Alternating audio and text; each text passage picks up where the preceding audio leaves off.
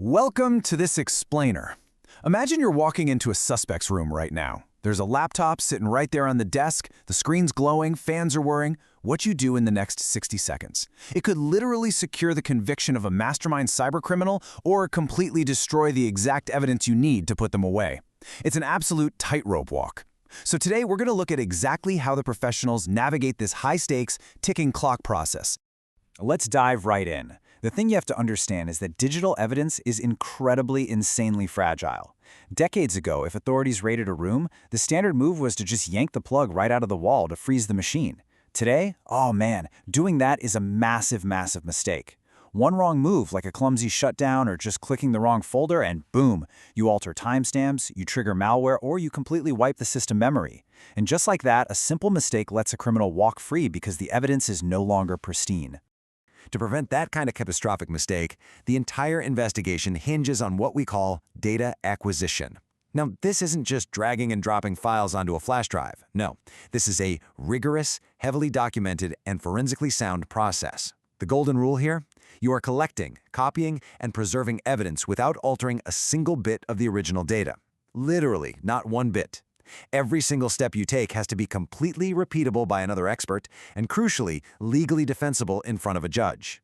So today we'll be tracking the investigator's journey through 5 critical stages: rules of evidence, the ticking clock, disk acquisition, mobile and cloud, and finally, sabotage and the courtroom.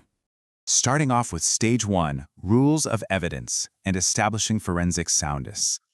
Look, no matter how ridiculously sophisticated your forensic software is, if you don't have the paperwork right, you have absolutely nothing.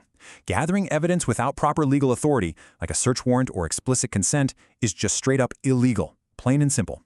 And beyond getting the warrant, investigators have to maintain a completely unbroken chain of custody.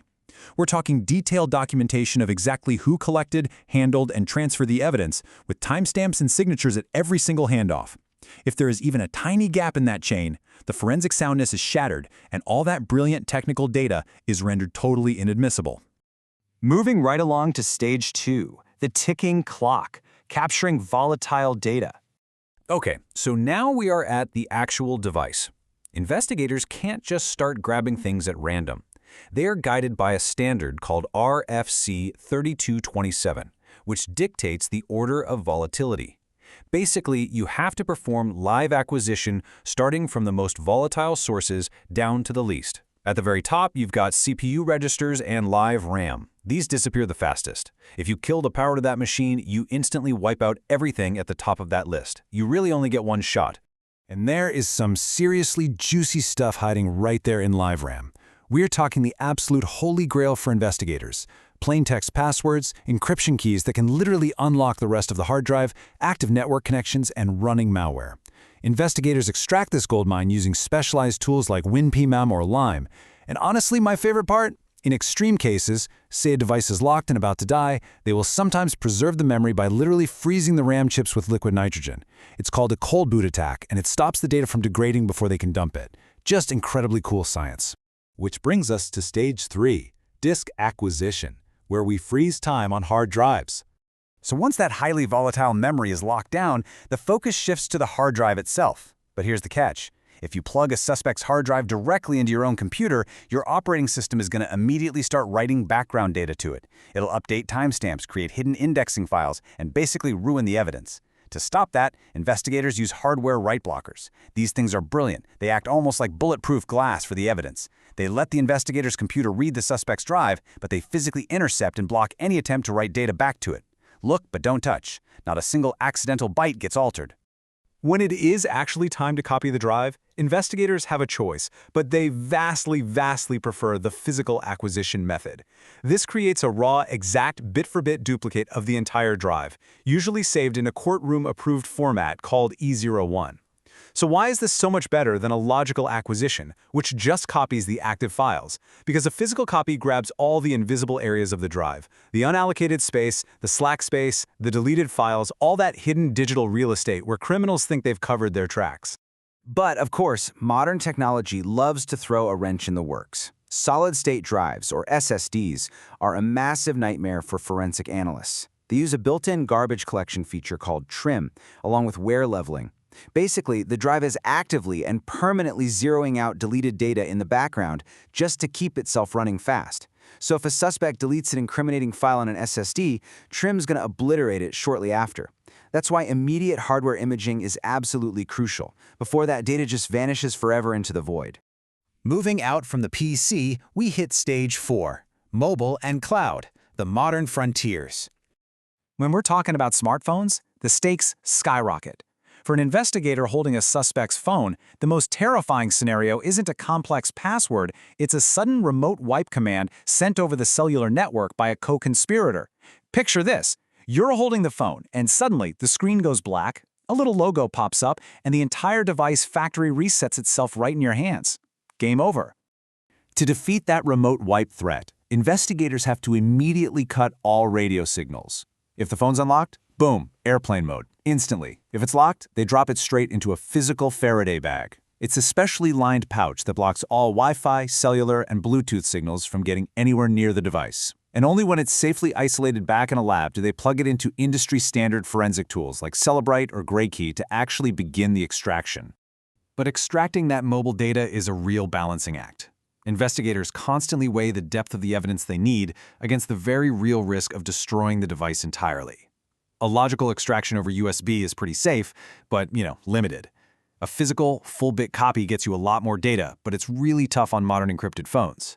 And if the device is smashed up or burned, they might have to go deep. Literally desoldering the memory chips right off the motherboard in what's known as a chip-off extraction.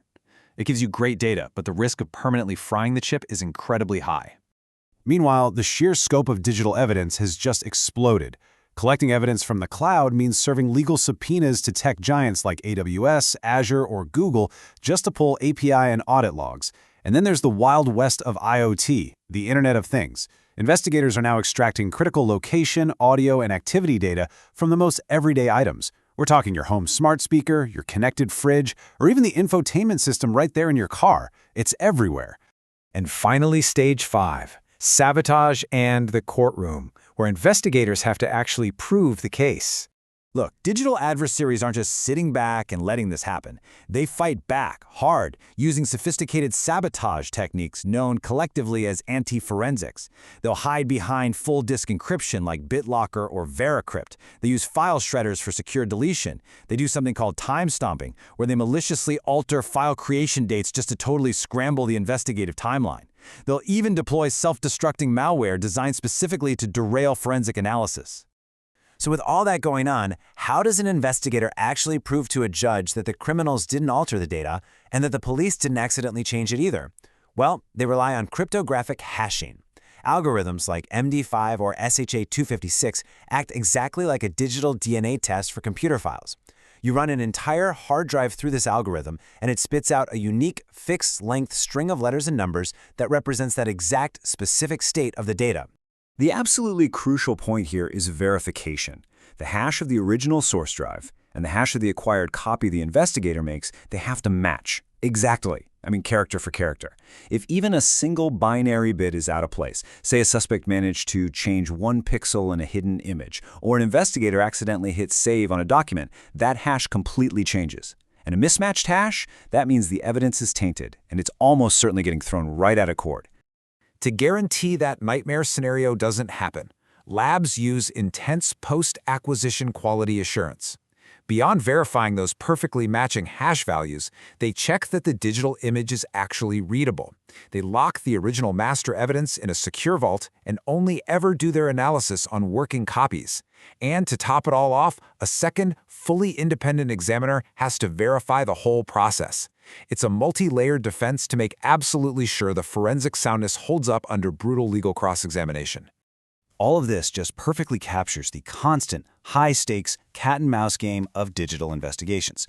And it leaves us with a really fascinating question to ponder. As secure deletion, solid-state drives, and quantum-level encryption grow more and more complex, will criminals eventually outpace forensic science, or will investigators, armed with liquid nitrogen and relentless methodology, always find a way to beat that ticking clock? Something to think about the next time you hit delete on your phone. Thanks for joining me on this explainer, and keep exploring the digital world.